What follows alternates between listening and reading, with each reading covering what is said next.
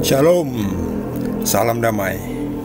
Kita lanjutkan dengan Kitab Kejadian bab ketiga dengan judul perikop manusia jatuh ke dalam dosa. Adapun ular ialah yang paling cerdik dari segala binatang di darat yang dijadikan oleh Tuhan Allah. Ular itu berkata kepada perempuan itu, "Tentulah Allah berfirman, semua pohon dalam taman ini jangan kamu makan buahnya, bukan?" Lalu sahut perempuan itu kepada ular itu, "Buah pohon-pohonan dalam taman ini boleh kami makan. Tetapi tentang buah pohon yang ada di tengah-tengah taman, Allah berfirman, jangan kamu makan ataupun raba buah itu, nanti kamu mati." Tetapi ular itu berkata kepada perempuan itu, "Sekali-kali kamu tidak akan mati. Tetapi Allah mengetahui bahwa pada waktu kamu memakannya, matamu akan terbuka, dan kamu akan menjadi seperti Allah, tahu tentang yang baik dan yang jahat."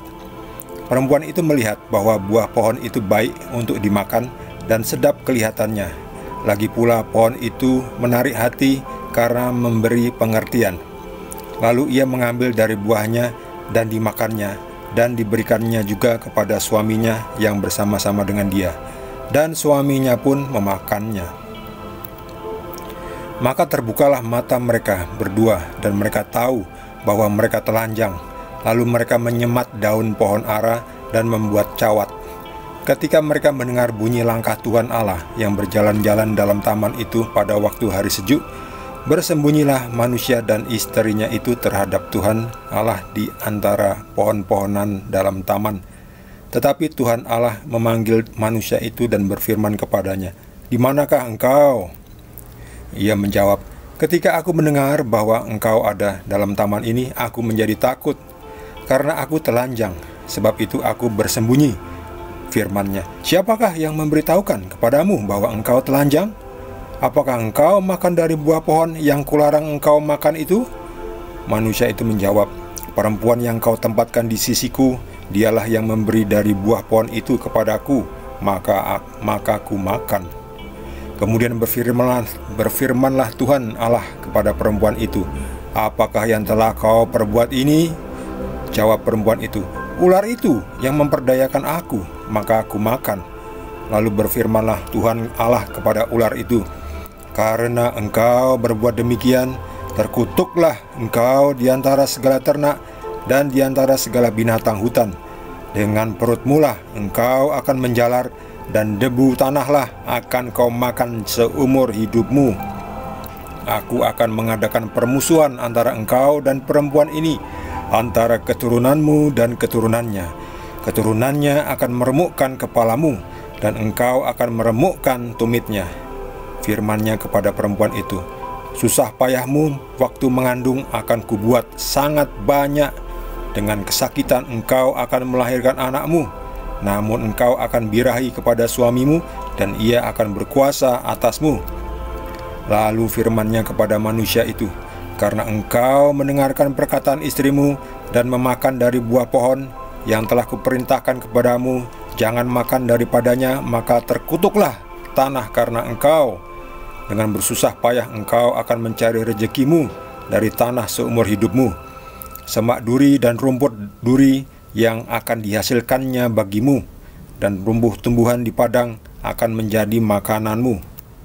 Dengan berpeluh engkau akan mencari makananmu, sampai engkau kembali lagi menjadi tanah, karena dari situlah engkau diambil, sebab engkau debu, dan engkau akan kembali menjadi debu." Manusia itu memberi nama Hawa kepada istrinya, sebab dialah yang menjadi ibu semua yang hidup.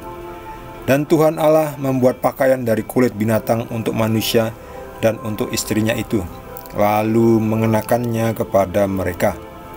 Berfirmanlah Tuhan Allah, "Sesungguhnya manusia itu telah menjadi seperti salah satu dari kita, tahu tentang yang baik dan yang jahat. Maka sekarang jangan sampai ia mengulurkan tangannya dan mengambil pula dari buah pohon kehidupan itu dan memakannya, sehingga ia hidup untuk selama-lamanya." Lalu Tuhan Allah mengusir dia dari taman Eden, supaya ia mengusahakan tanah dari mana ia diambil. Ia menghalau manusia itu, dan di sebelah timur taman Eden Ditempatkannya lah beberapa kerub dengan pedang yang bernyala-nyala dan menyambar-nyambar untuk menjaga jalan ke pohon kehidupan. Demikianlah sabda Tuhan. Ini menarik ya. Dari 2 slide yang terakhir ini aja menarik ini ya. Tuhan berfirman, sesungguhnya manusia itu telah menjadi seperti salah satu dari kita. Nah, kita ini huruf besar. Berarti Tuhan itu tidak secara angka 1 gitu ya. Kan sebab ada Tuhan, ada malaikat, ada orang kudus, ada berbagai makhluk surgawi ya. Jadi maksudnya itu ya, maksudnya kita ini bukan Tuhan tuh banyak. Kita ini maksudnya ya makhluk surgawi ya. Yang tinggal di surga kan Tuhan dan malaikat-malaikatnya kan. Makanya disebut dengan kita. Kita ini maksudnya bukan Tuhan banyak, tetapi kita adalah penghuni surga, penghuni kerajaan Tuhan. Ini menarik karena di sini ada buah pengetahuan yang baik dan yang jahat, dan ada buah pohon kehidupan. Adam dan Hawa sudah makan dari buah pohon yang baik dan yang jahat. Jadi sekarang Adam dan Hawa tahu apa yang baik dan yang jahat. Tetapi ada satu lagi pohon, namanya pohon kehidupan. Nah, ini bahaya bagi Tuhan. Karena apa? Kalau nanti Adam dan Hawa juga makan buah dari pohon kehidupan itu, maka Adam dan Hawa akan hidup untuk selama-lamanya. Padahal kita tahu Adam umurnya 900 tahun saja ya. Ya, waktu itu 900 tahun sudah lama sekali. Udah hampir 1 milenium. Jadi kalau makan buah pohon kehidupan itu, Adam akan eternal ya, abadi. Wah, itu nggak boleh. Tuhan jangan sampai ya. Sudah tahu pengetahuan mana yang baik dan yang jahat, sekarang mau makan buah pohon kehidupan lagi, jangan ya. Nanti itu kamu diusir dulu. Adam dan Hawa harus dihukum dulu ya, diusir dari Taman Eden, diusir. Jadi Tuhan menghalau manusia itu ya, keluar dari Taman Eden. Dan di sebelah timur Taman Eden ditempatkannya lah beberapa kerub. Kerub itu makhluk surgawi ya, sejenis malaikat ya. Ya, sejenis malaikat yang bersayap dengan pedang yang menyala-nyala, menyambar-nyambar untuk menjaga supaya jangan sampai masuk ke pohon kehidupan.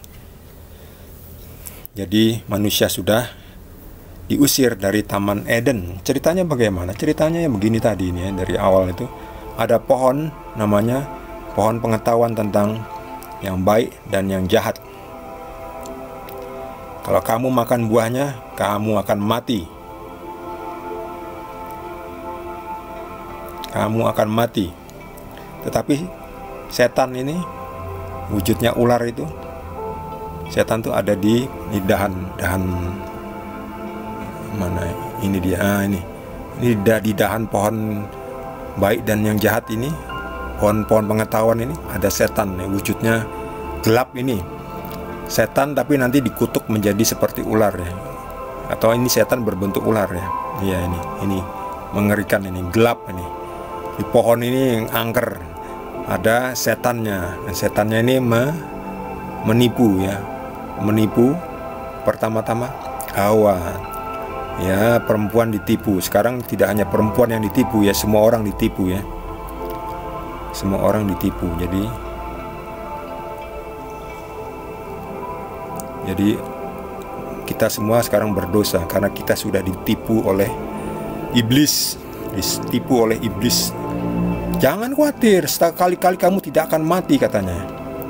Tapi Allah mengetahui bahwa pada waktu kamu memakannya, matamu akan terbuka dan kamu akan menjadi seperti Allah, tahu tentang yang baik dan yang jahat. Ya, tipuannya iblis ya, tipu-tipu iblis, tipu-tipu setan itu ya. Tipuannya itu lembut ya, bahasanya lembut. Makanya hati-hati dengan orang yang berbahasa lembutnya dan santun ya. Ya, jangan-jangan itu isinya bukan dari Tuhan tetapi dari setan. Jadi bukan berarti orang yang santun itu selalu baik ya, belum tentu ya, dicek dulu apa isinya ya, apa ajakannya ya. Kalau ajakannya nanti berbuah yang jahat ya jangan diikuti. walaupun santun. Sebab setan pun pinter ya. Setan pun tahu bahasa manusia, bahwa manusia kalau diajak ngomong yang kasar nggak mau, nggak akan terima. Maunya dihalusin, yang halus ya. Kalau nggak halus nanti akan ditolak. Jadi setan pun belajar psikologi manusia. Setan pun ngomongnya santun supaya bisa diterima manusia. Akhirnya benar-benar diterima. Ini buktinya perempuan ini dijelaskan dengan baik-baik oleh setan. Percaya ya, kena tipu setan. Lalu perempuan itu melihat, wah ternyata ya kelihatan sedap dan pohonnya baik nampaknya. Lagi pula menarik hati karena memberi pengertian. Jadi makin kepo, makin pengen tahu. Akhirnya ya sudah, dimakanlah ya. Jatuh deh ke dalam cobaan, jatuh ke dalam godaan, jatuh dalam dosa. Lalu dimakannya dan juga diberikan kepada Adam, suaminya. Lalu tiba-tiba mereka lihat ini telanjang. Mata mereka terbuka sekarang. Sebelumnya mata mereka tidak melihat bahwa mereka telanjang, jadi masih dalam keadaan suci ya. Orang yang suci itu tidak melihat kejelekan ya. Ketika mereka berdosa, mereka melihat, kamu kok kayak begitu ya, tahu mana yang jahat dan mana yang baik. Kok kamu jelek, kok kamu bagus ya. Tahu sekarang matanya, melihat yang baik dan yang jahat, yang cantik dan yang jelek. Jadi tahu, matanya terbuka ya. Ternyata kamu nggak pakai, kamu tuh telanjang ternyata. Seperti itu tuh bentuknya, seperti itulah. Lalu mereka membuat cawat dari daun pohon ara. Ini ditempelkan ke kemaluannya ya, yang membuat mereka malu. Namanya ya kemaluan. Lalu Tuhan berjalan-jalan. Diceritakan Tuhan itu berjalan di dalam taman ya. Lalu manusia ini bersembunyi karena malu. Lalu dicari oleh Tuhan, di manakah engkau? Lalu, aku takut karena aku telanjang. Loh, kok kenapa telanjang? Apakah engkau makan dari buah pohon yang kularang itu?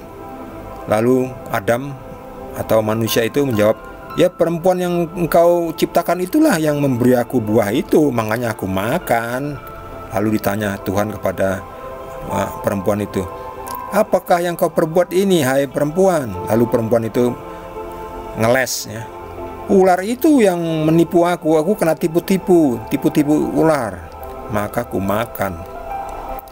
Lalu Tuhan marah ya, berfirman kepada ular itu, karena engkau berbuat demikian, ini ularnya ini ya, hitam, legam, mengerikan, menakutkan, terkutuklah engkau di antara segala ternak dan di antara segala binatang. Dengan perutmu lah engkau akan menjalar, dan debu tanahlah akan kau makan seumur hidupmu. Maka ular selalu merayapnya. Lalu pada perempuannya, aku akan mengadakan permusuhan antara engkau ini ular, engkau ular dan perempuan ini, antara keturunan ular dan keturunannya, keturunan Hawa. Jadi keturunannya Hawa akan meremukkan kepalanya ular, dan ular akan meremukkan tumitnya. Ya, itu nanti di berikutnya Maria ya. Maria seperti menginjak ular ya, meremukkan ular ya dengan tumitnya. Firman-Nya kepada perempuan itu, susah payahmu waktu mengandung akan kubuat sangat banyak, dengan kesakitan engkau akan melahirkan anakmu. Ya, demikianlah perempuan sekarang harus bersalin kalau melahirkannya, ya menderita, ya sudah menjadi kodratnya sejak Hawa jatuh dalam dosa asal. Lalu engkau akan menjadi bawahan suamimu, ia akan berkuasa atasmu. Lalu Tuhan ya marah juga kepada Adam ya, kepada manusia itu, karena engkau mendengarkan perkataan istrimu, padahal engkau sudah kuberitahu jangan makan dari pohon pengetahuan mana yang baik dan yang jahat, yang telah kuperintahkan jangan makan. Maka terkutuklah tanah karena engkau. Jadi tanah itu sekarang memunculkan semak duri dan rumput duri. dan tumbuh-tumbuhan di padang akan menjadi makananmu. Jadi kita sekarang harus pilih-pilih mana yang baik, mana yang bukan semak duri, mana yang bukan rumput duri, yang itu yang baru bisa kita makan. Sebelumnya di Taman Firdaus semuanya bisa dimakan. Tidak ada semak duri atau sesuatu yang bisa menyakiti kita atau beracun, tidak ada. Sekarang sejak jatuh dalam dosa, ada tanaman yang tidak bisa dimakan. Itulah semak duri dan rumput duri yang beracun, yang akan mencelakakan kesehatan kita. Itulah akibat dari dosa awal ya. Lalu dengan berpeluh engkau akan mencari makanan sampai engkau mati kembali menjadi tanah debu. Itulah sekarang orang kan harus cari nafkah, cari rezeki, kerja cari duitnya, susah payah. Yang nggak susah payah itu namanya dapat warisan. Yang dapat warisan kalau nggak bersusah payah untuk memanage dengan baik, maka nanti warisannya juga akan cepat habis. Sudah itu sengsara juga kan. Itu tetap kita harus bersusah payah untuk memanage dengan baik, dengan pintar, bijaksana, jangan foya-foya. Sebab seberapa banyak pun warisan, kalau tidak pintar memanage pasti akan cepat habis lalu kembali menjadi kere. Ya, makanya kamu akan berpeluh nanti, berkeringat, mencari uang, mencari penghidupan, mencari makan, mencari nafkah. Lalu di situ dimulai dinamakan Hawa adalah istrinya Adam. Sebab dialah yang menjadi ibu semua yang hidup. Lalu Tuhan membuatkan pakaian dari kulit binatang untuk manusia dan istrinya itu, dan mengenakannya kepada mereka. Jadi ini kulit ini kan sebetulnya sebuah teknologi. Bagaimana mungkin mereka tahu bahwa binatang itu bisa dipakai menjadi bahan pakaian? Itu karena tindakan Tuhan ya. Itu tindakan Tuhan itu melalui teknologi juga ya. Jadi teknologi yang manusia temukan itu sebetulnya bukan teknologi dari manusia, itu sebetulnya dari Tuhan. Tuhan yang memberikan teknologi. Jadi di abad ke-20 ini kan perkembangan teknologi dalam waktu 30 tahun terakhir ini kan sangat cepat ya. Dalam waktu 20 tahun lah, sejak tahun berapa ya? Tahun 1996. Ya hampir 96, 24, ya hampir 30 tahun ya. 30 tahun terakhir ini kan teknologi cepat sekali ya. Dari handphone jadul ya, handphone Nokia ya 3110 itu yang cuma bisa SMS, tadinya malah cuma pager kan. Dari pager yang bisa cuma baca teks, lalu muncul Nokia jadul. Itu bisa untuk telepon juga, untuk omong juga ya, nggak cuma seperti pager yang cuma bisa teks. Sejak saat itu perkembangan teknologi cepat banget ya. Itu sebetulnya anugerah Tuhan ya. Jadi Tuhan Yesus memberikan seperti ini ya. Tuhan Yesus membuat pakaian dari kulit binatang. Jadi membuatkan ya. Ya Tuhan itu membuatkan teknologi untuk kita ya. Termasuk YouTube ini ya. YouTube ini diciptakan oleh Tuhan sebetulnya ya, melalui teknologi manusia, melalui otak manusia. Demikian juga kan ini pakaian dari kulit binatang. Pasti Adam setelah memburu binatang, dimakan dagingnya, lalu melihat, loh ini kulitnya ternyata bisa dipakai. Jadi pikirannya itu berkembang kan. Itu pikirannya punya ide untuk membuat pakaian itu sebetulnya dari Tuhan. Idenya dari Tuhan. Terus Adam punya ide, oh bisa dipakai untuk jadi pakaian, jadilah pakaian. Itulah Tuhan yang berkarya menggunakan otaknya Adam atau Hawa ya, supaya mereka jadi tahu bisa membuat pakaian ya. Semuanya ini teknologi yang kita dapatkan. Apa yang terjadi di dunia ini, di kehidupan kita, semata-mata semua hanyalah karya Tuhan ya. Tuhan Yesus. Lalu pakailah mereka pakaian ini ya, pakaian dari kulit binatang. Nanti dengan perkembangan tahun ketemulah dari katun, dari wool, macam-macam ya, dari kulit, bulu domba, wool. Akhirnya ya itu ya, setelah diusir dari Taman Eden, akhirnya mulailah kehidupan di dunia ini yang penuh dengan kesusahan. Ya, Tuhan baik hati. Di antara kesusahan juga ada penghiburan.